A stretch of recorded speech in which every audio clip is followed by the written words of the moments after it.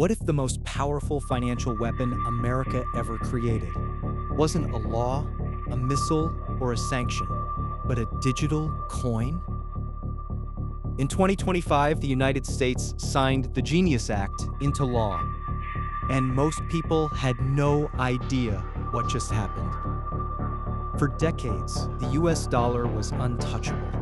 Every barrel of oil, every trade deal, every central bank reserve, priced in dollars. But something has been changing. The dollar's share of global reserves has fallen to 56%, its lowest point in 30 years. Countries like China, Russia, and even US allies are quietly building alternative payment systems. And here's the fiscal time bomb.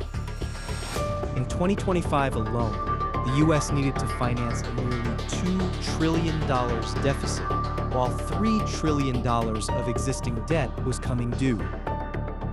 The traditional buyers of US Treasury bonds, foreign governments, were pulling back. Washington needed a new plan. Fast. On July 18, 2025, President Trump signed the Genius Act, the Guiding and Establishing National Innovation for U.S. Stablecoins Act. On the surface, it looked like routine crypto regulation. But look closer and you'll see a chess move decades in the making. The act created a legal framework for private companies to issue dollar-pegged stablecoins, digital tokens whose value is always equal to $1 US. Companies like Tether, Circle, and PayPal were now officially part of America's financial architecture. But there was one critical condition. Every stablecoin issuer, American or foreign, must back their digital dollars with US Treasury bills. Not gold, not euros, US Treasuries. Think about what that means. Tether already holds more US Treasury bonds than the entire nation of Saudi Arabia. And Standard Chartered Bank projects that stablecoin supply will explode from $230 billion today to $2 trillion by 2028. That growth would require $1.6 trillion in new Treasury purchases, enough to absorb every new T-bill the US government plans to issue for the rest of this decade. Washington didn't just regulate stablecoins, it turned them into an automatic Treasury buying machine. Here's where it gets truly strategic. Millions of people in Argentina, Turkey, Nigeria, and across the global south are already using dollar stablecoins. Not because Washington told them to, but because their own currencies are collapsing.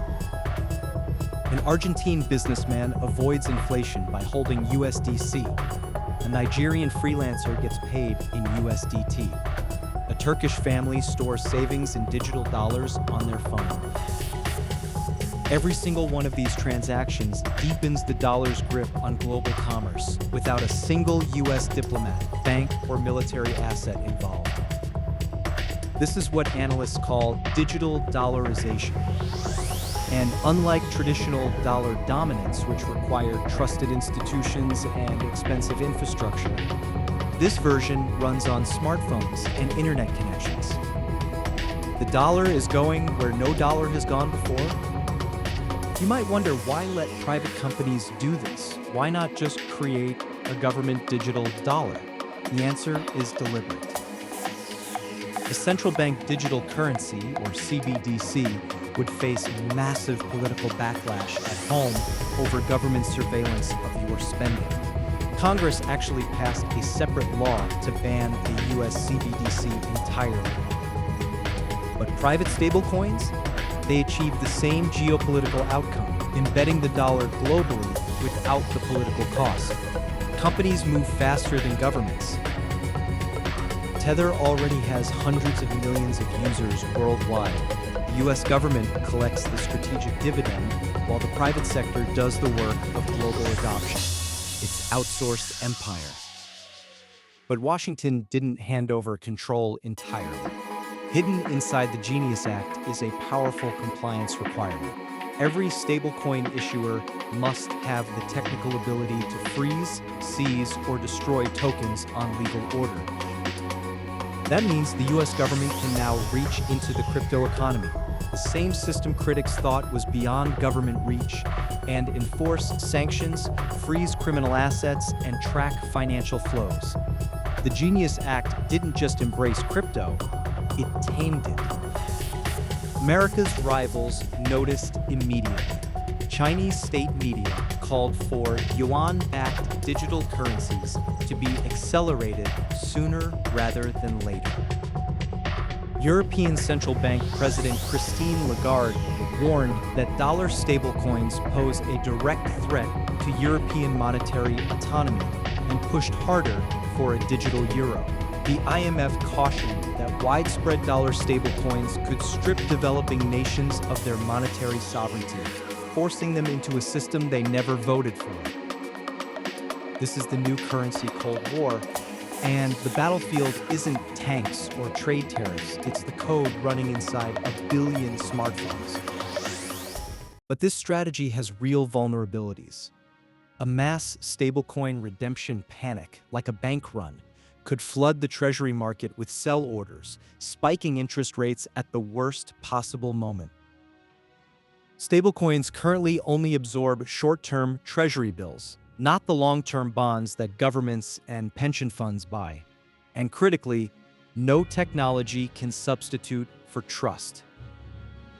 If US institutions weaken, if deficits spiral, if geopolitical credibility erodes, stablecoins won't save dollar dominance. They'll just accelerate its fall. The dollar's power was never about coins, it was about confidence. The Genius Act is not crypto regulation. It is monetary geopolitics by other means. Washington made a calculated bet. Let private stablecoins do what the government cannot. Colonize global digital finance with the dollar, generate automatic demand for US debt, and extend sanctions reach into the next generation of financial infrastructure. The private sector scales it, the US government collects the power. Whether it works depends on one thing the law cannot mandate: that the world continues to trust the United States of America. That trust, right now, is still the most powerful financial instrument on Earth.